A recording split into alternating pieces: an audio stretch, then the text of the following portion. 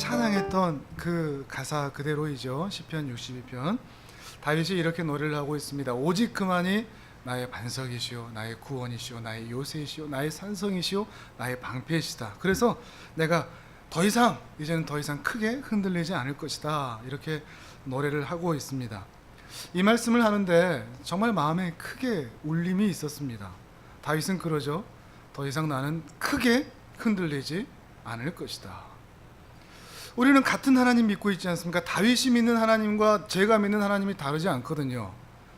다윗이 얻은 은혜와 제가 받고 있는 은혜가 다르지 않고 그 보살핌이 다르지 않은데 왜 다윗은 이제 나는 더 이상 크게 흔들리지 않을 거야 라고 고백하고 그 은혜로 살아가고 있는데 왜 나는, 그리고 사실 왜 우리는 자주 흔들릴까요? 자주 넘어지고 자주 불평하고 자주 염려하는 그런 모습을 볼까요? 물론 그만큼 우리가 살아가는 세상이 참 힘든 세상이기 때문일 것입니다. 헷갈리는 세상, 혼탁한 세상, 이랬다 저랬다 마음 둘 곳이 없는, 정신 차리기가 쉽지 않은 그런 세상이기 때문일 것입니다. 사자성어 중에 세옹지마라는 사자성어가 있죠. 변방에 한 그 노인이 딸처럼 키우는 암말이 있었지 않습니까? 그 말을 딸처럼 키우는데 어느 순간 소중하게 키웠던 그 딸 같은 말이 그 오랑캐 땅으로 넘어가 버리는 겁니다. 그래서 가슴을 치죠. 그런데 얼마 있다 보니까 어떤 일이 생깁니까? 그 딸 같은 그 암말이 훨씬 멋진 순말을 하나 또 데리고 오는 겁니다. 그러니까 또 와, 박수를 치죠. 근데 이 박수 소리가 끊어지기도 전에 그 말을 타던 아들이 그 말에서 떨어져서 다리가 부러져서 영구적인 장애인이 되고 맙니다. 그러니까 또 가슴을 치죠. 근데 이 가슴통에 이 가슴 치는 소리가 끝나기도 전에 이 두 나라 간에 전쟁이 있으면서 많은 마을의 청년들이 다 끌려갔는데 이 아들은 장애인이 되기 때문에 끌려가지 않은 겁니다. 물론 크게 박수 치면 되지는 않겠지만 박수 아마 쳤을 겁니다. 그래서 오히려 모든 그 많은 마을의 청년들은 다 죽게 되는데 이 아들은 살게 되는 그런 이야기를 보는 거죠. 근데 이 세옹지마, 우리가 보면 볼수록 느끼는 게 뭔가 하면 인생이 참 그렇다. 어제는 가슴 쳤는데 오늘은 또 박수 치고, 오늘은 또 박수 치는데 내일은 또 가슴 치고, 가슴 치고 박수 치고, 박수 치고 가슴 치고. 이게 참 우리 인생이지 않습니까? 계속해서 정신없이 왔다 갔다, 좋은 일만 있는 것 같았으면 좋겠는데, 우리가 가는 길이 한 길만 쭉 있으면 좋겠는데 이 길인가 저 길인가 이랬다가 저랬다가 헷갈리는, 한 곳에 마음을 둘 수가 없는 정말 세옹지마 같은 인생을 우리가 오늘을 그렇게 살아가고 있는 것입니다. 또 인생이란 무엇인지를 잘 보여주는, 제가 몇 번 말씀드렸던 사자성어가 있죠. 파란만장, 파란만장한 인생을 산다. 파란이 파도라고 그랬죠. 파도가, 만장은 길이거든요. 길이 한 장이 3m거든요. 그러니까 만장이면 30km입니다. 파도가 30km, 이런 과장법도 없죠. 그런데 파란만장하다, 그 말은 내 인생을 집어삼키는 파도가 30km쯤 끄집어 올라갔다가 나를 덮치는 것 같은, 근데 이게 한 번으로 끝나는 게 아니라 계속해서 그렇게 덮치는 것 같은, 인생이 정말 파란만장하다. 나를 그렇게 집어삼키는 것 같다. 인생의 기복이 그렇게 심하고 요동하고 흔들리는 일이 너무나 많이 있다. 이런 말을 쓸 때 우리는 파란만장하다라는 말을 쓰죠. 인생은 정말 세옹지마고 파란만장합니다. 근데 문제는 우리 자신입니다. 상황이 그렇게 바뀔 때마다, 형편이 그렇게 뒤집어질 때마다 우리가 그렇게 요동하는 겁니다. 흔들리는 겁니다. 정신을 차릴 수가 없는 겁니다. 마음이 한 마음을 가질 수가 없는 겁니다. 마음이 요동합니다. 흔들거립니다. 우리 신앙인들은 더 그렇죠. 믿음으로 산다는 그 결심이 날마다 불어대는 역풍 때문에 견뎌낼 수가 없는 겁니다. 집채만한 파도 때문에 내가 이번 주는 기어이 믿음으로 살리라, 그 결심이 불과 몇 시간을 가지를 못합니다. 또다시 30km쯤 되는 어마어마한 파도가 나를 집어삼키고 때리고 하는 것이죠. 세상 사람들이야 그렇게 사는 게 마땅하지만 우리 신자들은 그렇게 살면 안 되지 않겠습니까? 우리가 하나님의 자녀들인데 그 은혜를 받은 사람이고 그 보호하심과 사랑하심과 긍휼하심의 은혜를 입고 사는 사람들인데 우리는 그러면 안 되지 않겠습니까?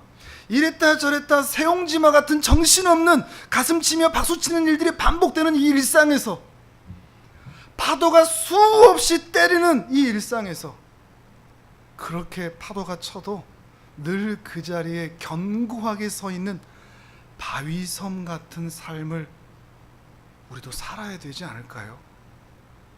조금 좋은 일 있다고 우쭐해지고, 조금 안 좋은 일 생겼다고 낙심이 바다 끝까지 들어가 버리는 그런 요동하는 흔들리는 인생이 아니라, 정말 어떤 상황이 닥치더라도 새옹지마 같고 파란만장한 상황에서 일희일비하지 않는, 박수치고 가슴치는 세상 사람들은 그렇게 살아도 우리는 그렇게 살아가지 않는 그런 인생을 살아갈 수 있지 않을까요? 우리가 정말로 성경을 쭉 보면 우리 믿음의 사람들이 정말 다 그렇게 살았습니다. 성경을 읽을 때마다 우리 믿음의 사람들이 너희도 그렇게 살 수 있어, 나도 하나님 의지하면서 그렇게 살았어 라고 이야기를 하고 있는 것이죠. 또한 우리 하나님께서 누구보다 우리가 그렇게 살기를 원하십니다. 견고한 바위섬 같은, 가슴치고 박수치고 가슴치는 이런 헷갈리는 인생을 사는 게 아니라, 어떤 일이 있어도 견고한 바위섬 같은 그런 믿음의 삶을 살기를 원하시는 거죠. 우리도 그렇게 살 수 있습니다. 아니, 우리는 하나님의 자녀로서 이 세상에서 그렇게 살아내야만 합니다. 오늘 우리가 함께 묵상하는 이 말씀이 저에게 그리고 우리 모두에게 답이 되고 은혜의 빗줄기가 비춰질 수 있기를 바랍니다. 우리 한 번 더 같이 한번 말씀 읽어볼까요? 시편 62편 1절 2절 우리 같이 읽습니다. 시작. 나의 영혼이 잠잠히 하나님만 바라며 나의 구원이 그에게서 나오는도다. 오직 그만이 나의 반석이시요 나의 구원이시요 나의 요새이시니 내가 크게 흔들리지 아니하리로다. 아멘. 이 시는 누가 썼죠? 다윗의 시죠. 다윗이 쓴 시입니다. 그가 사무엘하 말씀과 같이 연결되어 있는데, 그 시점을 생각해 보면 아마도 한 70세쯤 되었을 때, 인생의 이제 마지막 결론을 내리려고 할 때 쓴 시로 많은 사람들이 생각을 합니다. 그런데 그 나이쯤에 인생을 돌아봤을 때 이 정도의 시를 쓰려면 정말 평안한 삶을 살고 날마다 하나님 바라보고 별 문제 없고 날마다 순탄한 인생을 살고 하는 사람만 이런 시를 쓸 수 있을 것 같은데, 우리가 알듯이 다윗의 모습을 보면 절대 그렇지가 않거든요. 다윗이 정말 새옹지마 같은 인생 가운데 파란만장한 삶을 살았던 사람이란 말이죠. 우리가 알듯이 이 다윗은 정말로 인정받지 못한 낮은 사람이었습니다. 집에서도 사무엘 선지자가 왕 삼으려고 오는데 이 아버지가 이 막내 아들은 아예 제껴버립니다. 아들들 다 데리고 오시오, 기름 붓겠소 하는데 이 막내 아들은 아예 제껴버립니다. 그만큼 아버지에게, 형들에게도 사실 인정받지 못한 어린 시절을 이 다윗은 분명히 살았던 것입니다. 그런데 어느 날 이 시골 목동 촌뜨기 하나가 골리앗 하나 잡아 이긴 것 때문에 인생 역전이 일어나죠. 와, 어쩌면 다윗은 박수 쳤을지도 모릅니다. 이제는 풀밭에서 잠 안 자도 된다. 이제는 궁중에서 자도 된다. 왕의 사위가 되기 때문이죠. 그런데 이 사울 임금님의 귀에 특이한 노래가 하나 들리죠. 사울은 천천히요, 다윗은 만만이라. 사울은 1000명을 감당하는데 다윗은 10,000명을 감당한다. 다윗을 높이는 거죠. 이 노래를 듣는데 사울의 이 마음에, 이상한 마음이 들기 시작을 하죠. 그러면서 더 이상 이 다윗이 이쁜 놈으로 보이는 게 아니라 죽이고 싶은, 딸을 준 사위인데도 죽이고 싶은 마음이 드는 거죠. 그래서 결혼한 지 얼마 되지도 않은 시점부터 다윗을 이 사울이 죽이려고 합니다. 국민 영웅에서 도망자 신세로 아주 전락이 된, 그 파도 끝에서 떨어진 것 같은 그 파란만장한 삶이 시작된 것입니다. 유대 땅에선 더 이상 숨을 곳이 없으니까 블레셋 땅까지 흘러가거든요. 근데 그 블레셋이 자기가 죽였던 골리앗 장군의 나라입니다. 얼마나 도망갈 데가 없으면 거기까지 갔겠습니까? 그런데 거기라도 살 수 있겠습니까? 근데 거기서 살라고 어떤 짓까지 했죠? 침을 질질 흘리면서 수염에 떨어지고 대문에 극적극적 미친 사람 행세까지 하면서까지 그 목숨을 부지할 수밖에 없었던, 정말 가슴칠. 그 동안 밥 편안하게 먹어본 적이 있을까요? 밥 먹을 때마다 두리번 누가 체하지 않겠습니까? 잠 편안하게 발 뻗고 잔 적이 있을까요? 우리가 함께 읽은 이 시편 62편의 이 노래 부를만 하겠습니까? 절대 그러지가 않습니다.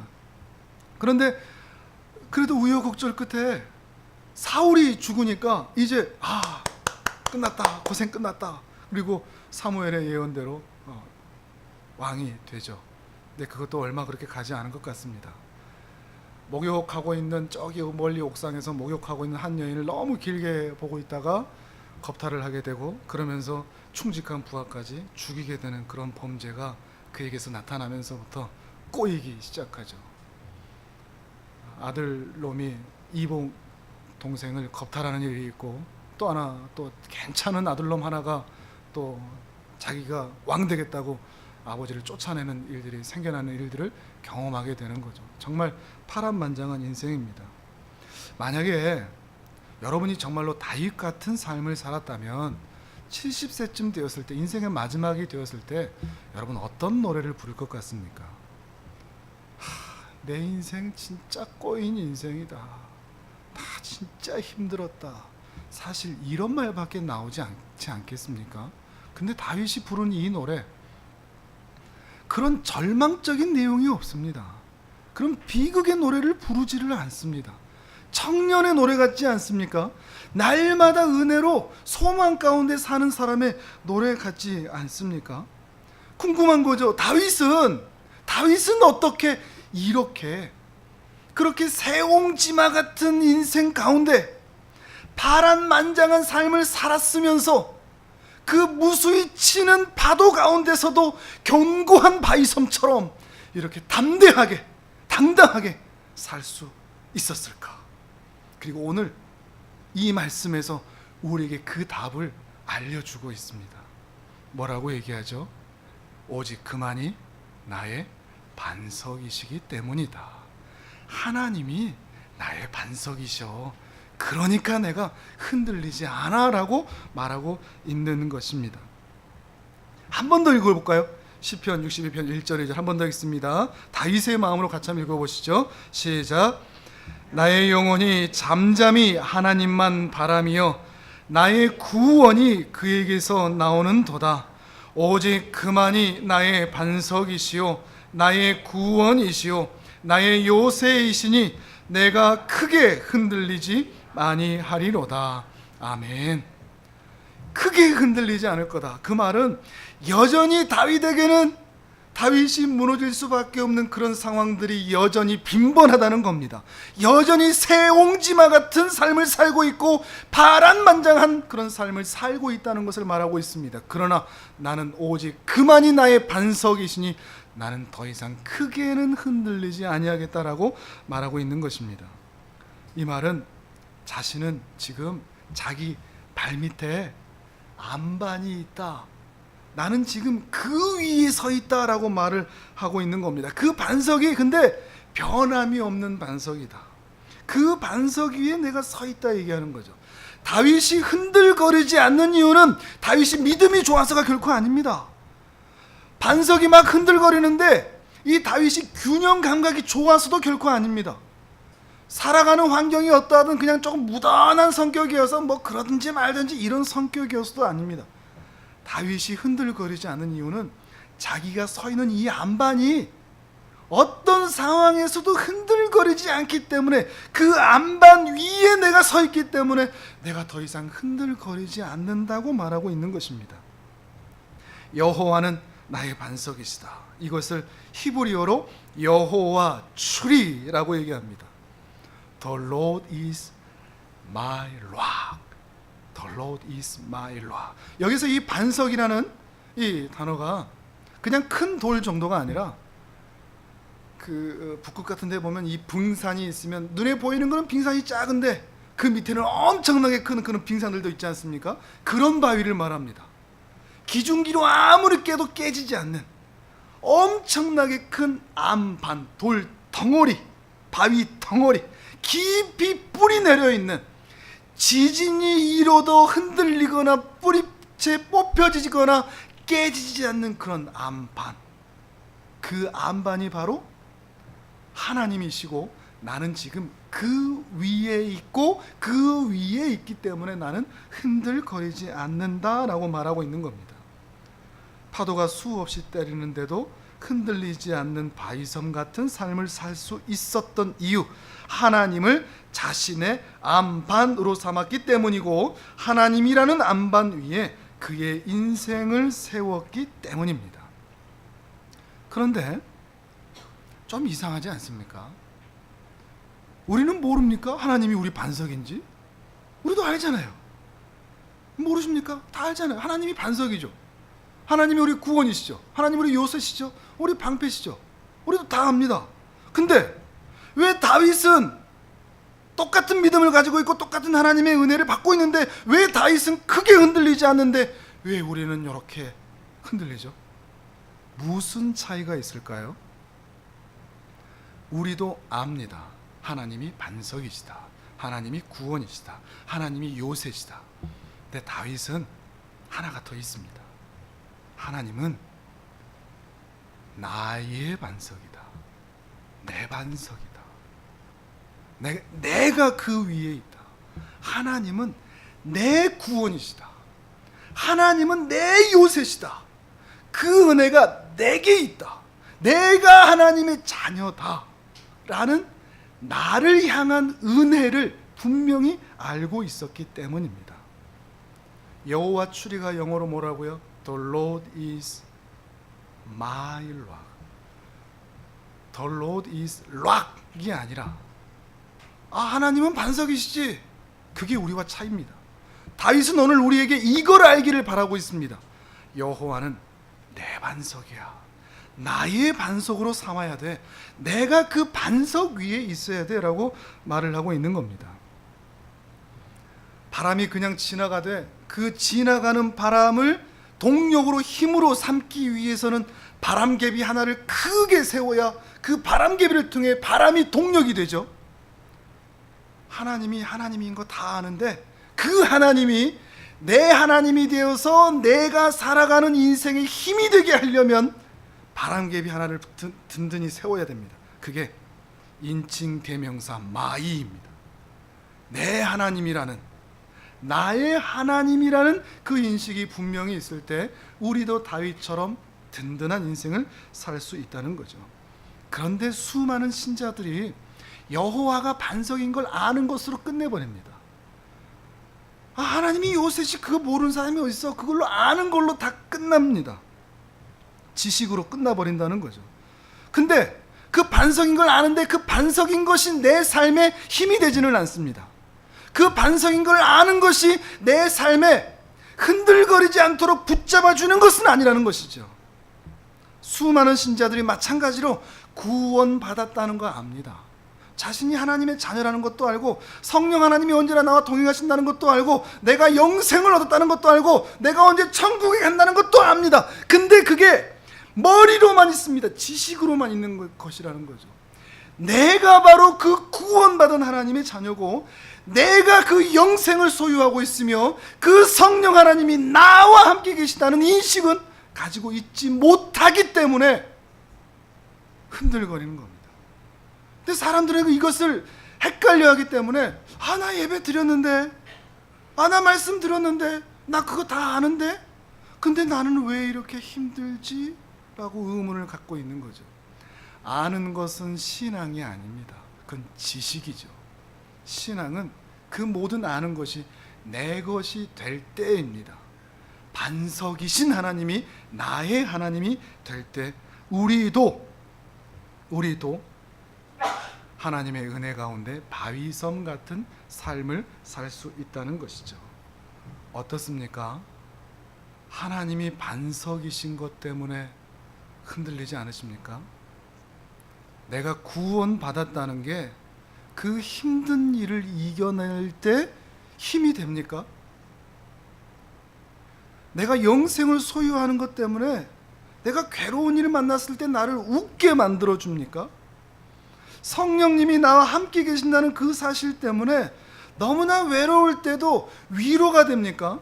아니면 힘든 일 만나도 구원받았고 성령 받았고 은혜 받았고 그런 거 아무런 도움이 안 되고, 사람이 있어야 되고 돈이 있어야 되고 건강이 나아져야만 내가 은혜 받았다고 생각을 하십니까? 이건 천지차입니다. 그건 신앙의 모습이 결코 아니라는 것이죠.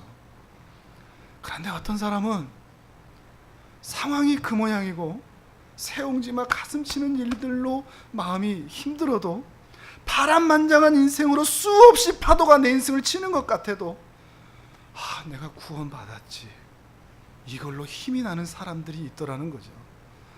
내가 하나님의 자녀지, 이것 때문에 다시 일어나는 사람들이 있더라는 것입니다. 성령 하나님이 언제나 나와 함께 하시지, 그것 때문에 내가 외롭지 않은 삶을 살아가는 삶이 있더라는 것입니다. 오늘 다윗은 우리에게 분명히 말하고 있습니다. 하나님을 나의 하나님으로 삼으라 말입니다. 그럴 때 우리는 이 새옹지마 같은 파란만장한 삶에서 힘있게 바위섬 같은 삶을 살 수 있다는 것이죠.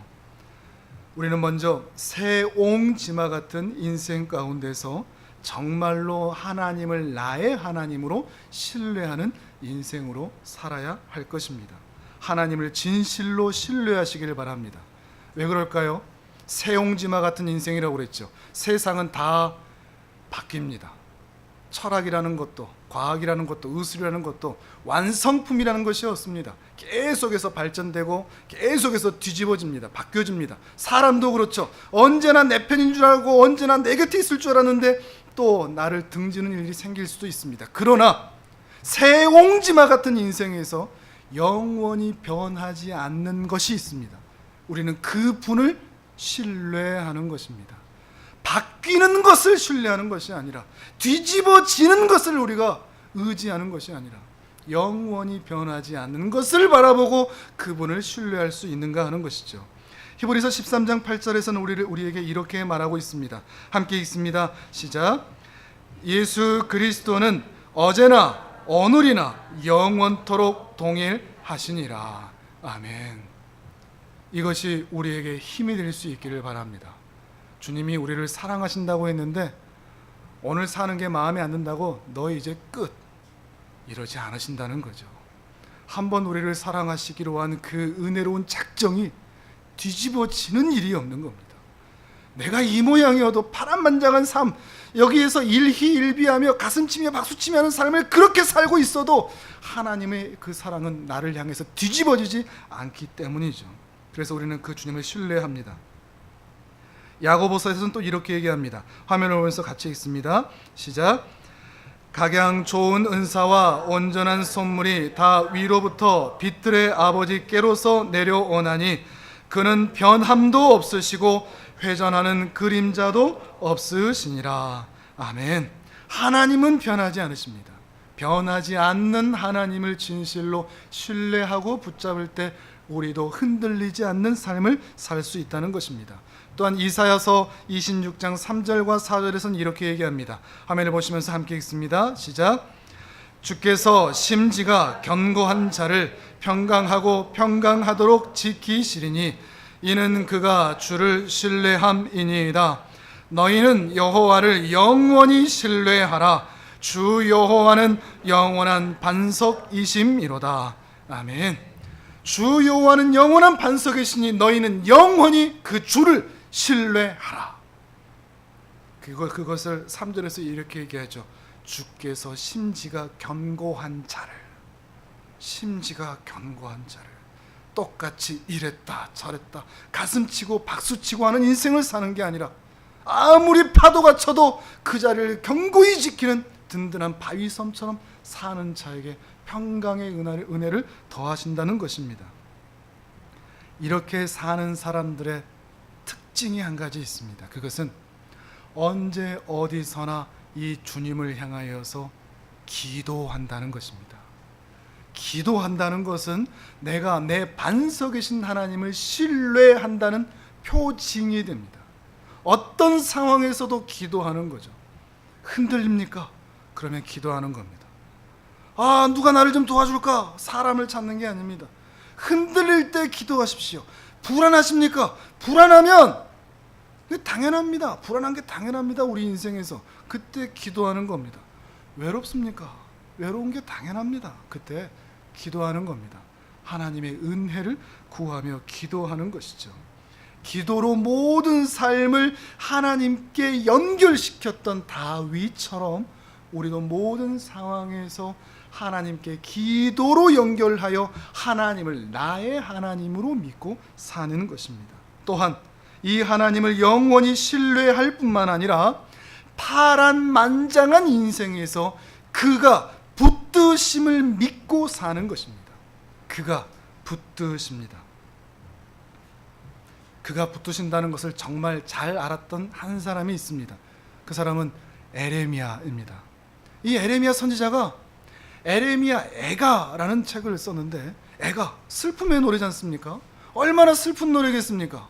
왜 그가 슬퍼하는가 하면 40년 동안 이 이스라엘 백성들을 향하여서 회개하라, 아니하면 쫓겨난다, 멸망한다, 그렇게 소리쳤는데 아무도 주님 앞에 나와 회개하지를 않는 겁니다. 그래서 예루살렘 성벽 다 무너지고 성전 불타고 다 끝나버렸죠. 그때 애가를 부르는 겁니다. 근데 이 애가의 내용이 놀랍습니다. 이 파란만장한 파도가 집어삼킨 것 같은 그 순간에 에레미야 선지자는 끝났다 하지 않았습니다. 포기하자 하지 않았습니다. 하나님의 사랑이 우리를 향해서 이제 끊어졌네, 이제 더 이상 하나님의 은혜를 기대할 수 없겠네 하지 않았습니다. 그는 하나님이 붙드실 것을 믿었습니다. 그리고 이렇게 노래합니다. 에레미야 애가 3장 22절과 23절의 말씀입니다. 같이 읽습니다. 시작. 여호와의 인자와 긍휼이 무궁하심으로 우리가 진멸되지 아니함이니이다. 이것들이 아침마다 새로우니 주의 성실하심이 크시도소이다. 우리가 이 모양이지만 이스라엘 백성들이 그렇게 하나님을 불순종하고 대적했지만 하나님은 우리를 사랑하신다는 것을 에레미야 선지자는 알았던 거죠. 여호와의 자비와 인자와 긍휼이 무궁하시기 때문에 우리 결코 멸망하지 않아. 이게 우리의 고백이 됐으면 좋겠습니다. 우리가 흔들릴 때마다 그러지 않습니까? 새옹지마 파란만장한 인생 가운데 낙심하고 포기하고 안 될 거야 내려놓을 때 우리가 기억해야 할 것입니다. 우리는 결코 망하지 않습니다. 여러분은 결코 망할 일이 없습니다. 여러분 스스로 여러분의 생명을 포기하지 않는 한, 여러분 스스로 여러분의 인생을 잘라버리지 않는 한, 하나님께서는 결코 우리를 포기하지 아니하시기 때문에 우리에게는 희망이 있습니다. 그것을 알고 예레미야는 그 애가 가운데서 소망을 노래하고 있었던 겁니다. 그 파란만장한 그 파도의 중심에서 희망을 노래하고 있었던 것입니다. 하나님이 어떤 분이신 줄을 분명히 알고 있었기 때문이죠. 사랑하는 여러분, 기억하십시오. 여호와는 내 반석입니다. 우리가 그 위에 있습니다. 머리로만 하나님은 반석이지 라는 것은 이제 끝내시고, 나 같은 자가 구원을 얻었다니, 나 같은 자에게 성령님이 언제나 함께 하신다니, 나 같은 자에게 그 긍휼과 은혜가 끊어지지 않는다니, 내가 지금 상황이 힘들지만 하나님께서 놀라운 은혜로운 역사들을 이끌어내실 거야. 이런 은혜로운 희망의 노래를 에레미야처럼 다윗처럼 부를 수 있는 믿음의 삶을 사시는 견고한 바위섬 같은 인생이 되시기를 주님의 이름으로 축복합니다. 아멘.